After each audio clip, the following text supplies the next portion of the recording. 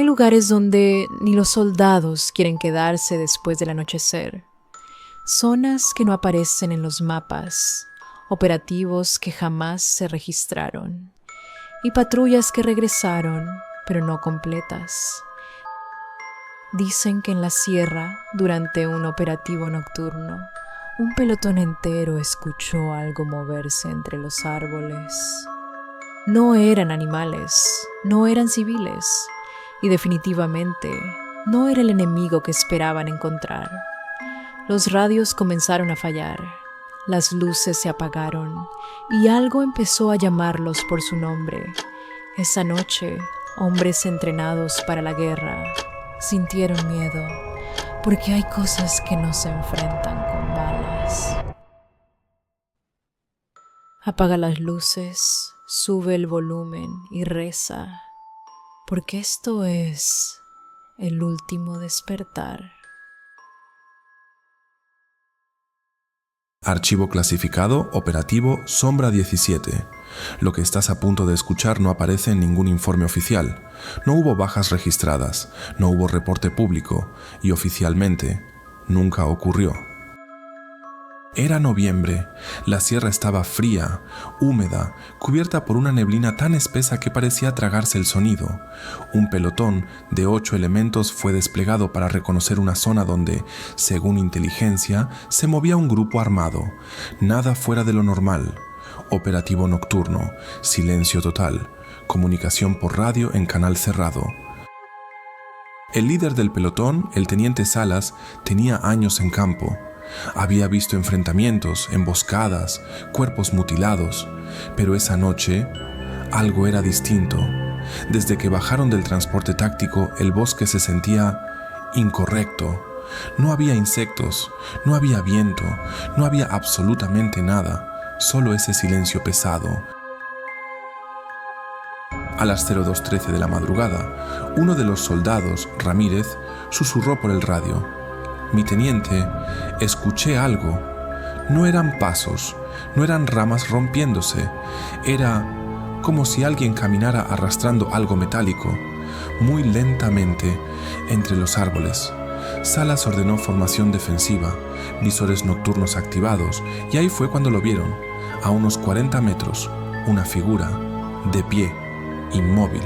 No llevaba arma, no llevaba uniforme, no se movía. Solo estaba ahí. «Identifíquese», ordenó el teniente. Silencio. La figura no respondía.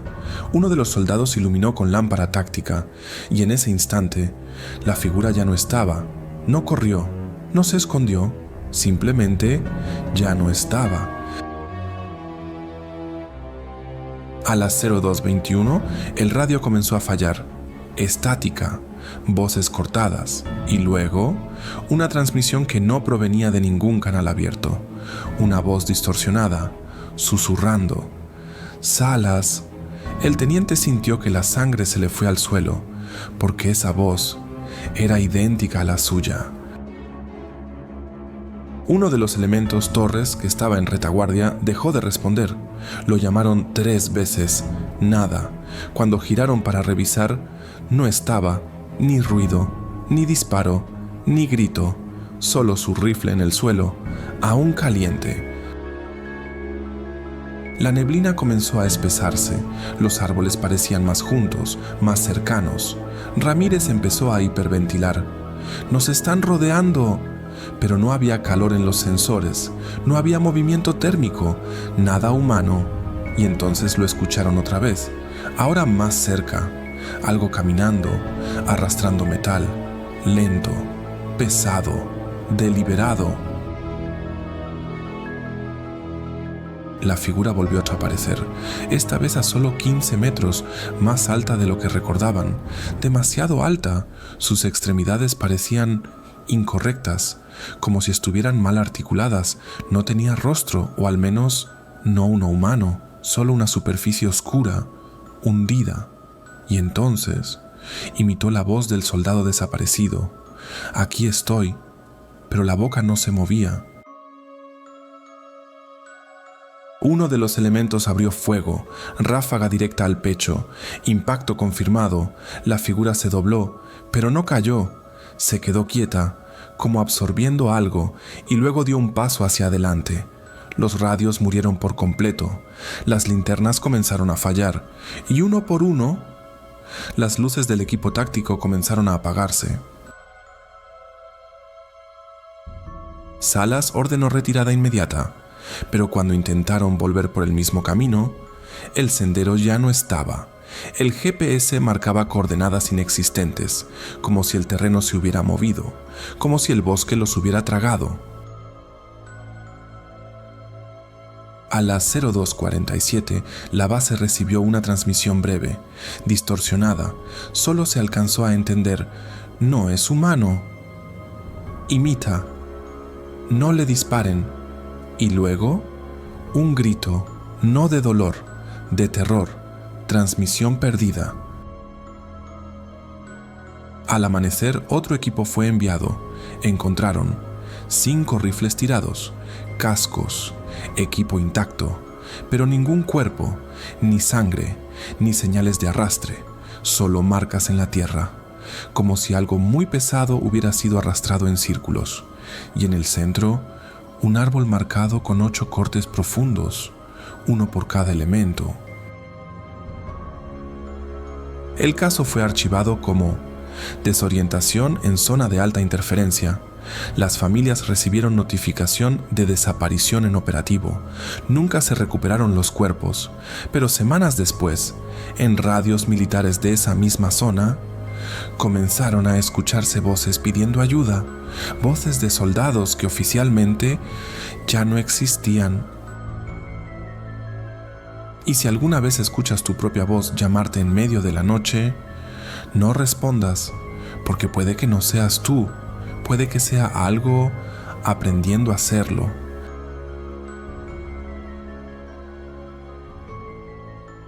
A casi 6 horas de la ciudad más cercana, en medio de una zona montañosa rodeada por bosque denso, existía una pequeña instalación militar conocida internamente como Sector 4. No era una base grande, no tenía hangares, no tenía pista aérea, solo un perímetro cercado, 2 torres de vigilancia, un edificio principal y un antiguo búnker subterráneo sellado desde los años 70. Oficialmente, la base servía como punto de monitoreo de comunicaciones. Extraoficialmente, nadie sabía exactamente qué hacían ahí. El soldado Mendoza fue asignado al turno nocturno de vigilancia exterior. Era nuevo en la base. Llevaba apenas 3 semanas. Lo primero que notó fue algo extraño. Nadie hablaba del turno de 3 a Colero AM, ni bromas, ni quejas. Solo silencio incómodo cuando alguien lo mencionaba. La primera noche que le tocó cubrirlo, el sargento solo le dijo: si escuchas que te llaman por tu nombre, no contestes. Mendoza pensó que era una broma pesada. No lo era. 02:57 AM. La temperatura bajó de golpe. No era normal. El aire se sentía espeso. El bosque alrededor del perímetro estaba completamente oscuro, sin grillos, sin viento. Mendoza caminaba la línea de la cerca con su lámpara, y entonces lo escuchó. Un golpe, metálico, provenía del viejo búnker subterráneo, el que estaba sellado. Ese búnker tenía una puerta gruesa de acero oxidado, con 3 candados. Nadie bajaba ahí, nunca. Mendoza se acercó por curiosidad. Otro golpe, desde adentro, lento, pesado, como si algo chocara contra la puerta desde el interior. Su radio emitió estática. Intentó comunicarse. Nada. Y entonces lo escuchó. Desde dentro del búnker, una voz. Mendoza sintió que el estómago se le hundía, porque esa voz era la de su madre. Su madre había fallecido hacía 3 años. Accidente automovilístico. No podía ser. La voz volvió a sonar, más débil. «Hijo, ábreme». Mendoza dio un paso atrás. El candado del centro vibró ligeramente, no como si alguien lo golpeara, sino como si algo lo estuviera empujando desde el otro lado. Al día siguiente, Mendoza investigó. En la base había rumores antiguos. En 1974 el búnker fue usado para almacenar equipo experimental de comunicaciones.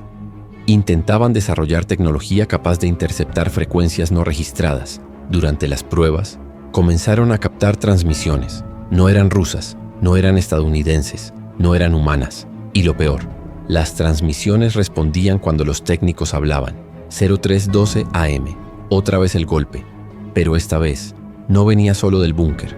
También se escuchó desde la torre de vigilancia norte, como si alguien caminara arriba, arrastrando algo pesado. Mendoza subió. La torre estaba vacía, pero el suelo metálico tenía marcas, líneas profundas, como si algo con garras hubiera sido arrastrado. Esa misma madrugada, el soldado Ortega desapareció. Estaba asignado a cámaras internas. La grabación de seguridad mostró algo extraño. A las 3:00 AM, todas las cámaras se distorsionaron. Durante 11 segundos. Cuando la imagen volvió, Ortega ya no estaba en su silla. La puerta seguía cerrada. No había salido. Mendoza confrontó al sargento. Y por primera vez, el sargento habló. En 1974, durante las pruebas, lograron abrir algo. No una frecuencia, no una señal. Algo más. Una especie de puerta. No física, pero sí real. Y algo comenzó a responder desde el otro lado. No entendían qué era, pero aprendía rápido. Imitaba voces, recuerdos, sonidos familiares, para atraer. Esa tercera noche, el golpe no vino desde adentro. Vino desde afuera, desde el bosque. Algo caminaba hacia la base, pesado, lento, arrastrando metal.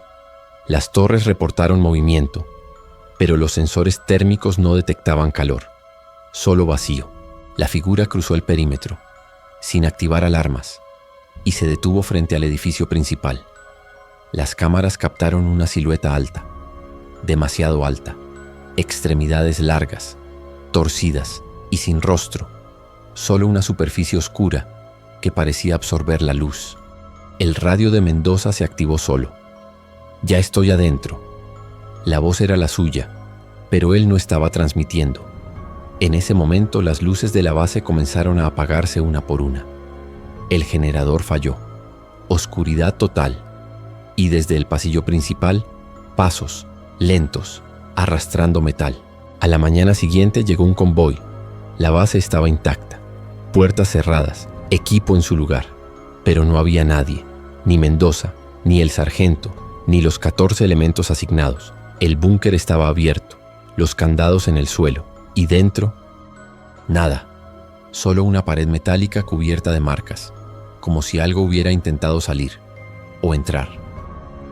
La base fue desmantelada, el terreno clausurado. En mapas oficiales nunca existió Sector 4, pero radioaficionados de la zona aseguran que algunas noches, en una frecuencia vieja y olvidada, se escuchan voces militares pidiendo apoyo, y entre la estática, una voz que responde, imitando, aprendiendo, esperando. Si alguna vez escuchas tu propia voz llamarte desde la oscuridad, no contestes, porque puede que no seas tú, puede que sea algo practicando. Esto fue el último despertar. Recuerda suscribirte al canal si te gustan nuestras historias. Nos vemos mañana, o bueno, solo si Dios quiere.